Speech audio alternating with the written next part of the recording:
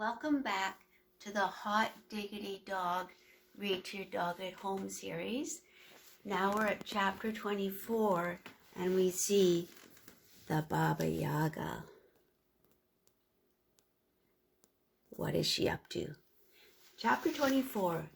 She was watching him through a tiny hole she had drilled in his door.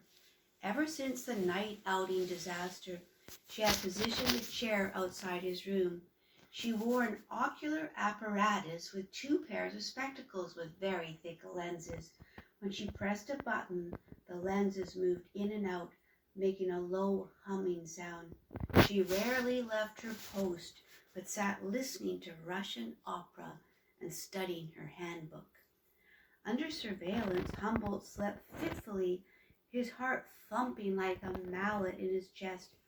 He was allowed out only for short intervals to eat and do his exercises, but more often than not she hovered nearby. One day Humboldt awoke from a nap and felt something heavy at the end of his bed. It was the Babayaga, her glossy eyes pinned on him, the silence shrouded in sardine smells. He dearly hoped that the wind would bring the blossom of Plouf's brown feathery body back to his windowsill. He waited and waited in vain. At mealtime, the Babayaga led him into the kitchen, where he was put to work, stirring a large vat of lima beans and collard greens. "Faster, splasher," she'd say. "Stir it conspicuously." One day he saw his chance to dump a few tablespoons of the antacid powder into her stew, which rendered her out of commission all the next day, moaning and groaning with the collywobbles.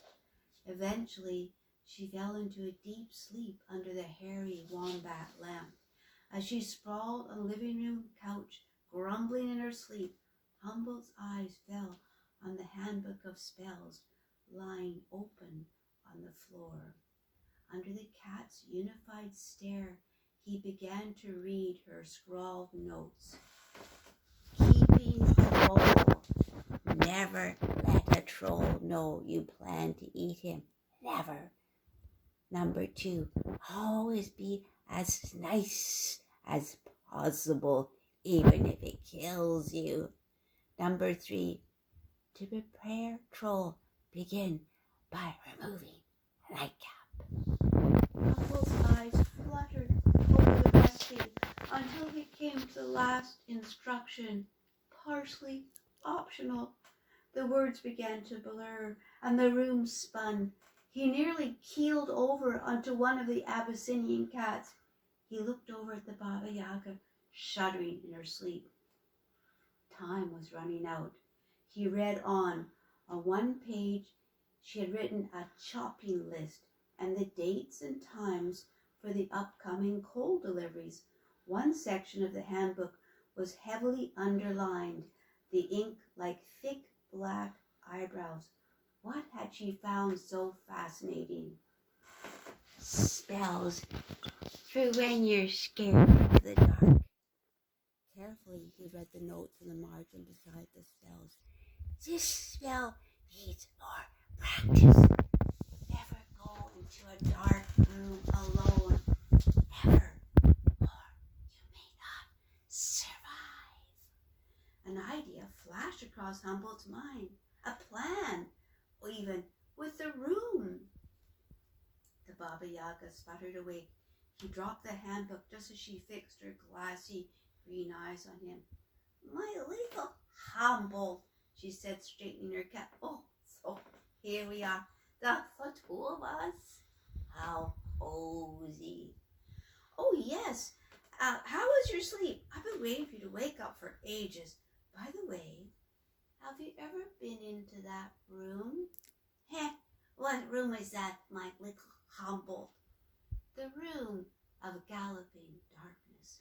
She sat up quickly. "Why would I want to go in that room?" she cooed. "Maybe we could play a little game." "What happens to the loser?" "There is no loser." "Really? How mysterious of you, little Humboldt." "The game starts with a riddle. It's perfect. perfect for you. The Baba Yaga rubbed her bony hands together. Okay, here's the question. What can you find and only lose in the dark? I don't know. Sardines? Spectacles? No, keep guessing. Sakatash? You're getting closer.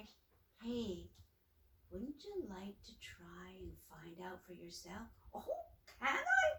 The Baba Yaga stood up. Really? Humboldt reached for one of the musty socks that hung over the back of the couch. Here, put this on. It's part of the game. Humboldt tied it around her head, covering her eyes. Oh, Humboldt, you're quite a fun sort of troll, aren't you? Are there prizes with sardines? Humboldt led her to the room in galloping darkness and opened the door. Here, go on, take a step. The prize is waiting. The Baba Yaga stepped into the room. Humboldt followed her into the vast darkness, but kept his hand on the doorknob. He removed her blindfold.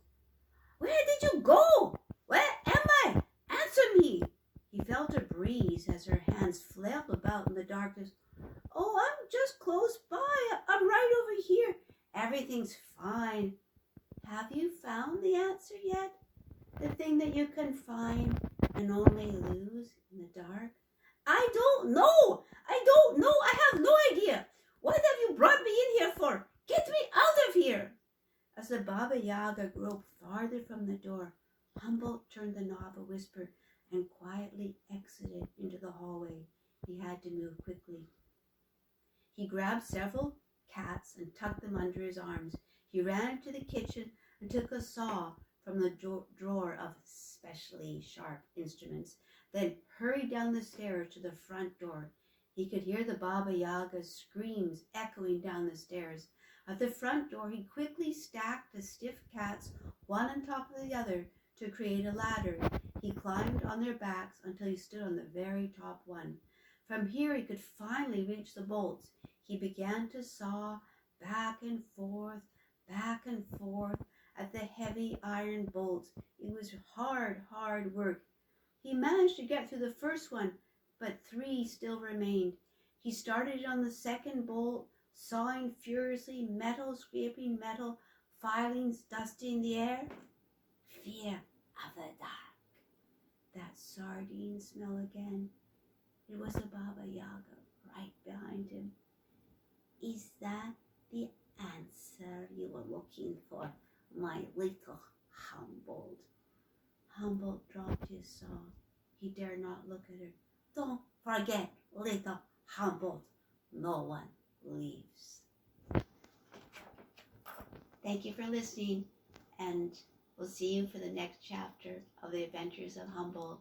Hop on board.